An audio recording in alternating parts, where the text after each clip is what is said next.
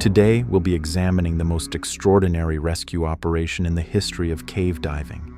As always, your feedback is important. A light flickered in the dark water. 3 divers were returning to the cave to rescue their friends, but this time, they had no permits. Everything was more brutal, deeper, narrower, and far more terrifying. February 8, 2014, Norway. 2 days earlier, 5 divers had entered Pluragrotta Cave. Only 3 made it back.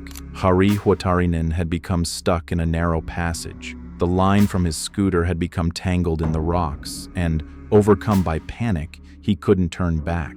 Jari Uusimaki, meanwhile, had lost consciousness at the same depth and couldn't make it to the surface. The 3 surviving divers, Patrik, Vesa, and Kai, were in increasingly dire straits because they had skipped the decompression stops they were supposed to make.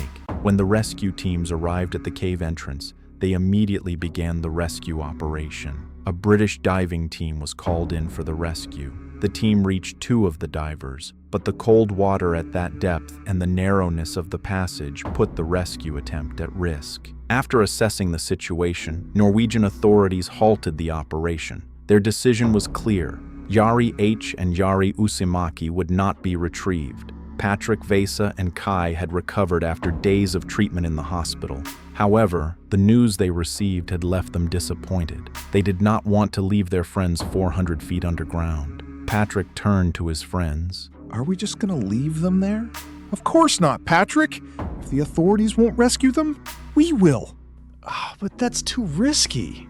Do we have any other choice, Kai? They fell silent for a moment. They would have to disregard the diving ban to get their friends out of there. Patrik looked up. So when are we going in? March 20th, 2014, 5:30 a.m., Plura Lake entrance. A 27-person team gathered at the entrance to Plura Cave for the rescue operation. Kai, Vesa, and Patrik, who didn't want to experience a second tragedy, had arrived with a large diving team and approximately a ton of equipment, including oxygen tanks, spare scooters, extra dry suits, and first aid kits. The operation would be conducted from 2 locations, one group from Plura, the other from Steinugla. The lead divers for the rescue operation were Patrik Grönqvist, Kai Kankinen, and Jari H., along with Jari Uusimaki's diving instructor, Sami Pakarinen. Vesa would remain on the surface to oversee the team, as his spinal injury caused by decompression had not yet healed. 6:30 a.m. 3 divers approached the Plura entrance. Sami checked his equipment. His hands were trembling slightly. He was the most experienced person on this dive. A year earlier, he had first explored this cave with Patrik and knew the system like the back of his hand. But this time, the situation was different. 2 students he had taught to dive years ago were now waiting to be rescued at a depth of 400 feet.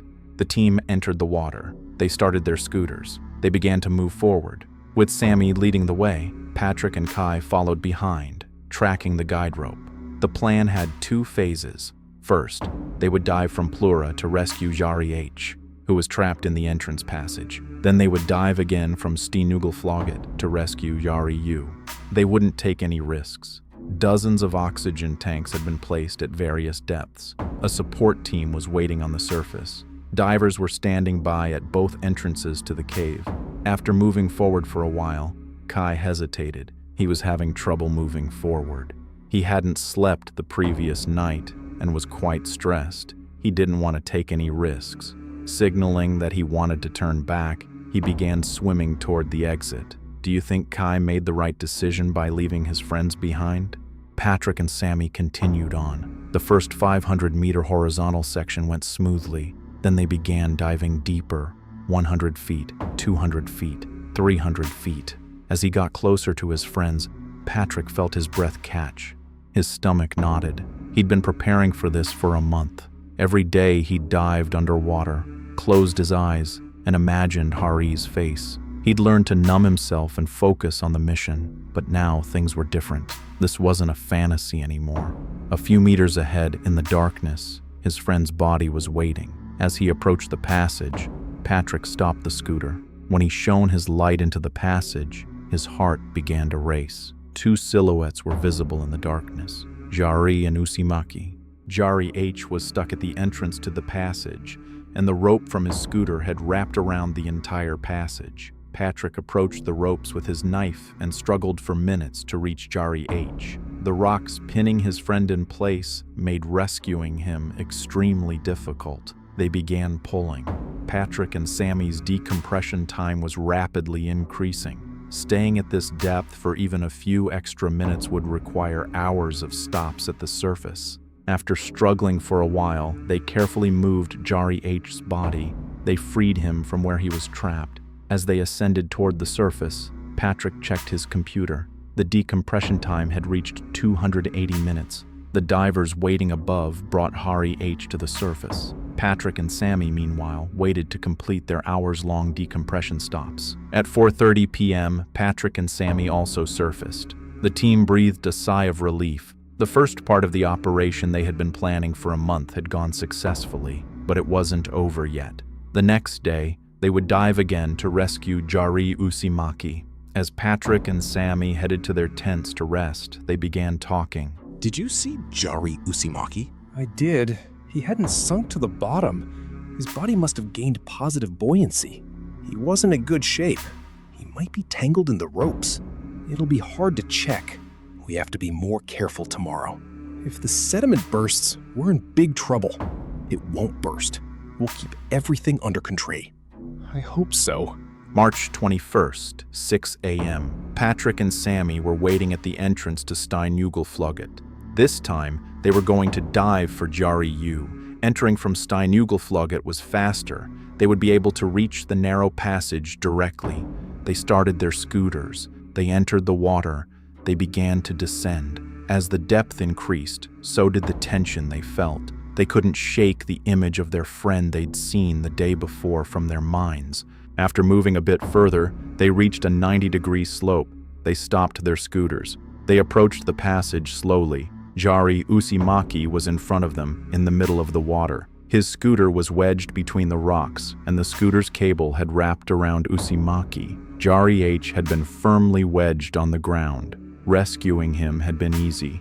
But in this situation, Uusimaki wasn't stable, and any attempt to secure the body could cause it to hit the narrow passage's walls and stir up sediment. Patrik pulled out his knife. He began cutting the ropes one by one. With each cut, Uusimaki shifted slightly and was pulled upward. Do you think it was the right decision for him to take that risk to save his friend? Sammy tried to tie his friend to the scooter, but it was hard to control. The body kept moving. When Patrik cut the last rope, Uusimaki suddenly slid upward. Sammy lost his balance. He fell to the ground, and the sediment on the floor scattered everywhere. Within seconds, everything turned into a gray-brown cloud. Visibility dropped to 0. The light was useless. Patrik gripped the guide rope tightly. He didn't know where he was. He couldn't see where Sammy was or where Uusimaki was. The sediment cloud was growing denser by the second. Patrik's heart began to race. His breathing became irregular. The passage he'd entered to save his friends had now trapped him. He lunged forward to reach Sammy, but he didn't know which way was forward and which was back. Just then, he noticed something on the guide rope, a directional arrow. He had placed those arrows himself a year ago. The arrow pointed toward the Plura exit. He turned back immediately. He felt his way forward in the darkness. He relaxed when he saw Sammy's headlamp. Sammy was trying to untangle the ropes wrapped around Uusimaki. Patrik immediately reached for his knife. It wasn't there.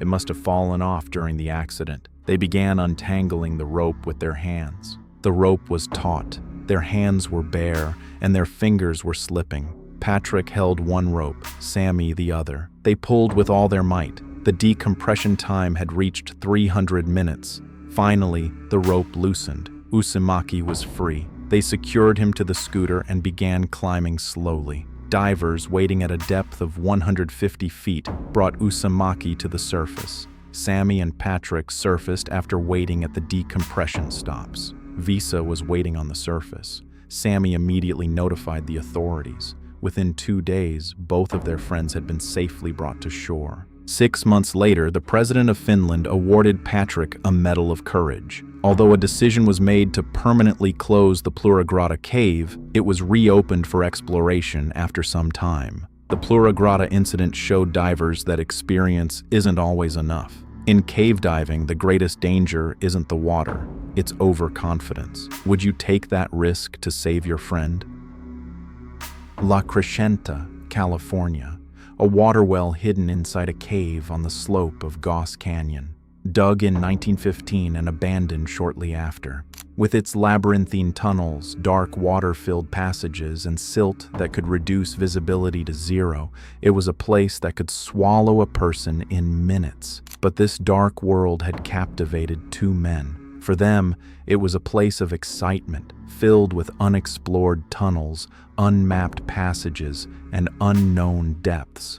Paul and Michael Hayden. This well was no stranger to them. They had known this cave since childhood. During the summer, they would come here with their families and swim near the surface of the well. Paul was now 42 years old.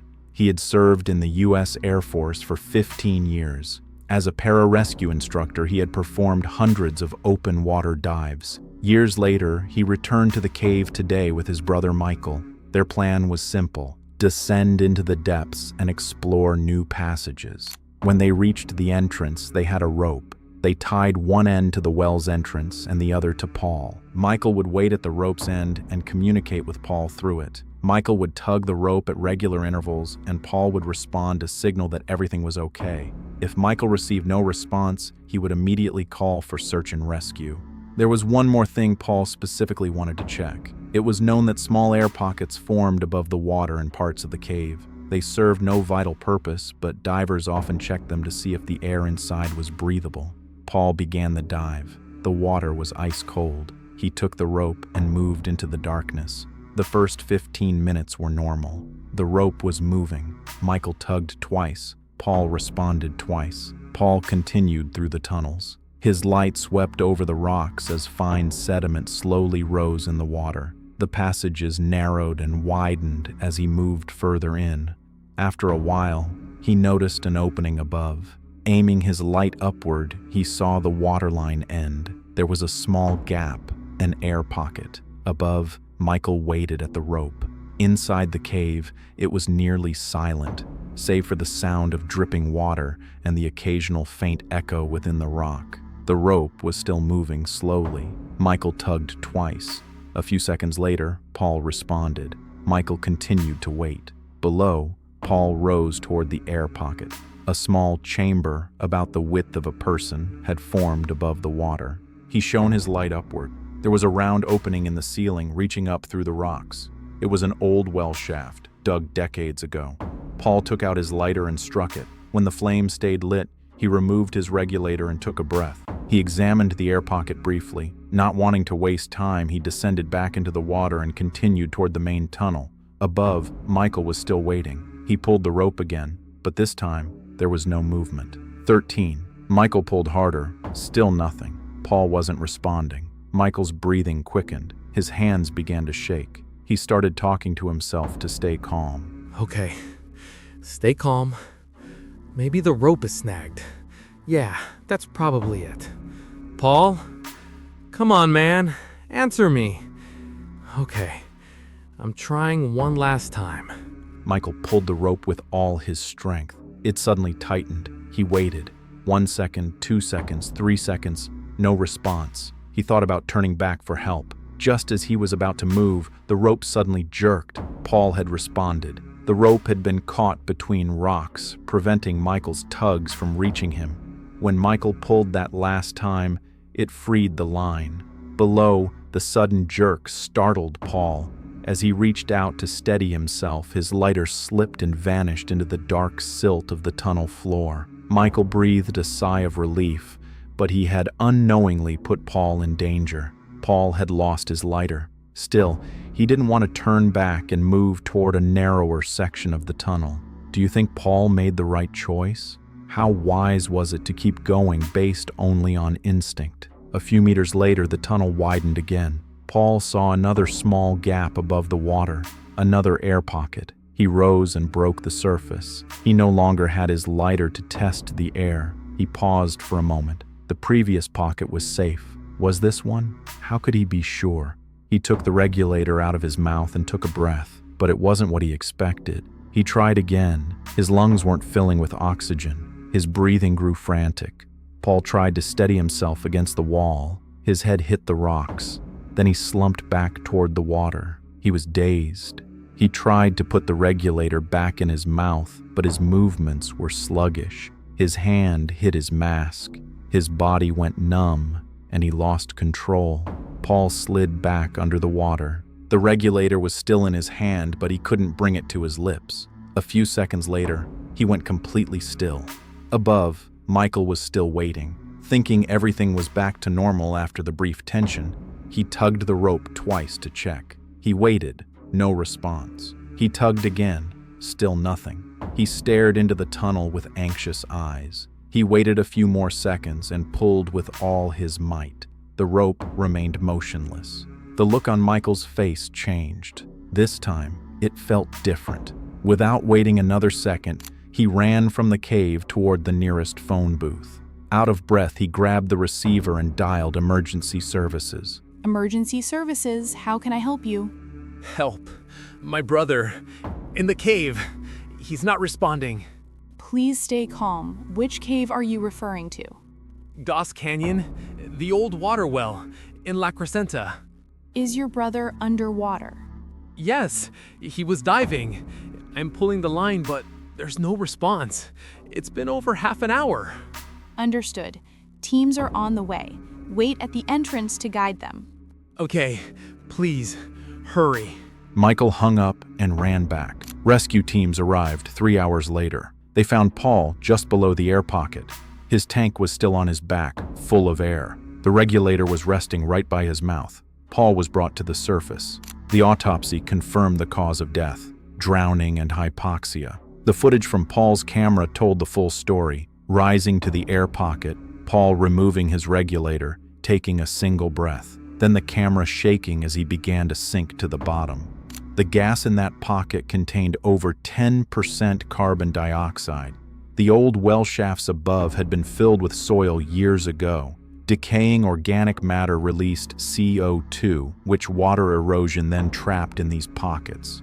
Normal air is 0.04% CO2.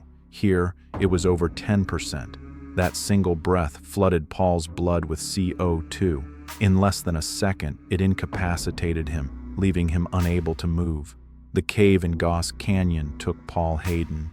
But thousands of miles away in Florida, another cave has taken many more. Eagle's Nest. Since 1981, 13 divers have never returned from those depths. In the next video, you will see the first of the tragedies that began at Eagle's Nest.